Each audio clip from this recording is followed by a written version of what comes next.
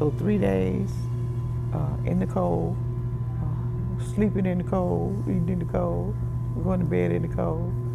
And I just got I couldn't take the cold anymore. I don't have a count, but normally at night, all the beds are filled. So it's it's comforting in a way to know that this place exists, to know that you can come and find what you need.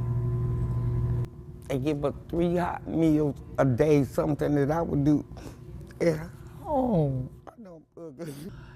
It's overwhelming to be able, especially when look at everybody's stuff out. And I got room.